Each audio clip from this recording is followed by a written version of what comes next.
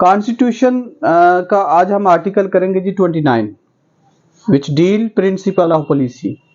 ये आर्टिकल चलते हैं जी ऑनवर्ड 29 से 40 तक आर्टिकल हैं और प्रिंसिपल ऑफ पॉलिसी के नाम से कुछ ज़ाब्ता, कुछ तरीकाकार स्टेट के, रियासत के अदारों के लिए वज़ा किया गया है कि अदारे उस तरीकाकार के मुताबिक काम करेंगे। इस चैप्टर में यानी कि जो भी तरीकाकार ऑर्गन ऑफ स्टेट्स के लिए ज़ाब्ता बनाया गया है उस ज़ाब्ते के मुताबिक जो है वो काम करेंगे और उस ज़ाब्ताकार के इस सारे तरीकाकार को प्रिंसिपल ऑफ पॉलिसी का नाम दिया गया।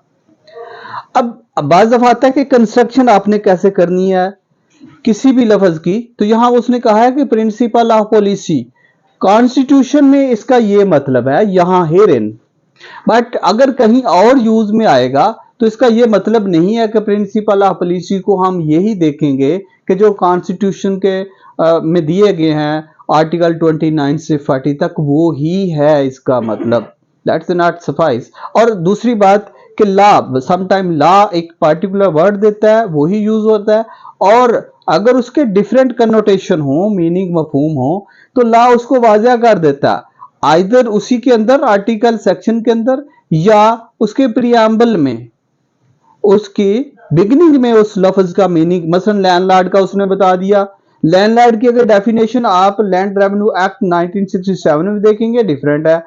आप लैंडलॉर्ड की डेफिनेशन जो है rent premises act, Punjab rent premises act 2009 में देखेंगे तो वो डिफरेंट है और अगर उसका जनरल मीनिंग देखेंगे तो वो डिफरेंट है।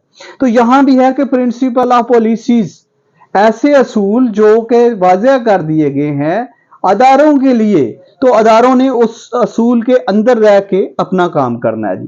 लेट्स स्टार्ट जी आर्टिकल 29। प्रिंसिपल ऑफ पॉलिसी क्या कहता है जी?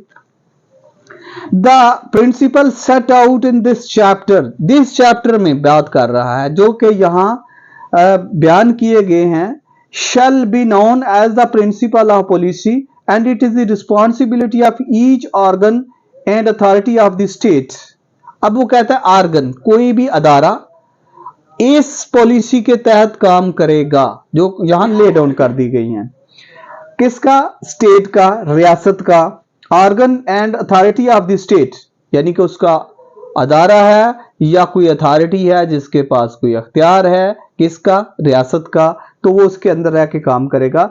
And each person performing functions on behalf of an organ और अथॉरिटी ऑफ स्टेट। हाँ, यहां तक वो कहता है कि इंडिविजुअल भी अगर उस ऑर्गन अदारे का एक फर्द भी वहां रह के उस अदारे के बतौर अदारा काम कर रहा है तो वो भी उस पॉलिसी के तहत ही काम करेगा। आइदर उसका इंडिविजुअल एक्ट भी होगा लेकिन उस अदारे के साथ होगा। तो to act in accordance with those principle in so far as they relates to the functions of the organ और अथॉरिटी, तो वो ऑर्गन और अथॉरिटी के फंक्शन के मुताबिक ही जी काम करेगा।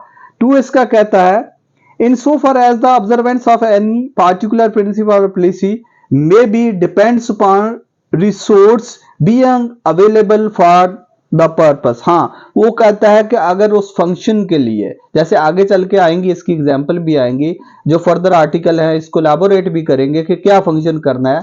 कोई अदारे ने पब्लिशिंग करनी है, होली कुरान की पब्लिशिंग करनी है तो उसके पास उसके वसाइल होने चाहिए, अपने वसाइल में रहते हुए या उसे रिसोर्स दिए जाएंगे। The principle shall be regarded as being subject to the availability of resources.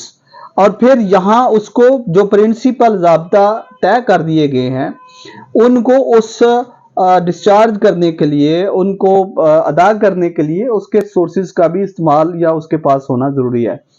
In respect of each year, the president in relation to the affairs of the federation and the governor of each province in relation to the affairs of his province shall cause to be prepared and laid before each house of majlis shura parliament। यहां हम देखेंगे थोड़ा सा हम punctuation की तरफ जाते हैं। उसने सर कौन सी पंक्चुएशन है सर? एनीवन? स्क्वायर ब्रैकेट की पंक्चुएशन का इस्तेमाल किया और ये कब करता है आमतौर पर? यूजेज है, आता है, वैसे काफी दफा मैंने इसका यूजेज करवाया एलाबोरेट करने के लिए या नाम बताने के लिए फर्दर।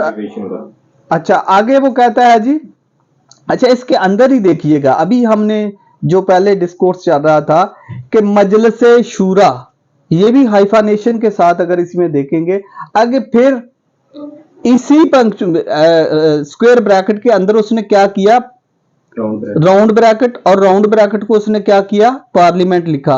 अब यहां जो राउंड ब्रैकेट में पार्लियामेंट है, इसका एक additional information, one thing but lesser having value then extract या सब्जेक्ट, जो बाकी चल रहा है पैराग्राफ। एक और बात यहां है कि स्क्वायर ब्रैकेट के अंदर फिर पंक्चुएशन का इस्तेमाल, तो इसका मतलब है ऑलरेडी पंक्चुएटेड भारत जो है या जो सेंटेंस है उसके अंदर भी पंक्चुएशन का इस्तेमाल किया जा सकता है या हो सकता है। That is the examination point of view से अगर आपको कहता है कि पंक्चुएशन का यूज कीजिए, तो फिर आपने इसको देखना है कैसे हो सकता है। और as the case may be the provincial assembly a report on the observance and implementation of the principle of policy and provisions shall be made in rules of procedure of the National Assembly and the Senate। तो वो कहते हैं जी ये rule set किए जाएंगे senate, provincial assembly, as the case में भी, यानी दोनों में से, अगर सूबाई असेंबली है या प्रोविंशियल असेंबली है, दोनों की बात करता है। The provincial assembly for discussion on such report. अब वो कहता है जी अगर कुछ रूल ले डाउन किए गए हैं, ज़ाब्ता अखलाक, प्रिंसिपल ऑफ पॉलिसी, ज़ाब्ता कार, तरीका कार जो बयान किया गया है, तो उसको क्या किया जाएगा, वो डिस्कशन होगी, रिपोर्ट होगा। इसके लिए cross reference examination point of view से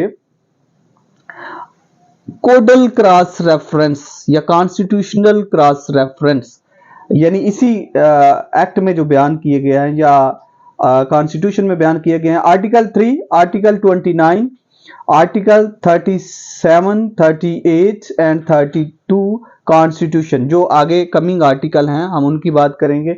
आप Islamic Republic of Pakistan 1973, again याद रखिएगा सर, जब भी आप किसी रेफर कर रहे हैं कोई एक्ट को, कोई सेक्शन को, तो उसका नाम और ईयर्स ये एग्जामिनेशन पॉइंट से देना जरूरी है। तो इसलिए आप हैबिट्स बना लें अपनी कि जब भी आप पेन डाउन करते हैं, लिखते हैं, तो इसका साथ ईयर भी लिख दिया करें या स्पीक कर दिया करें।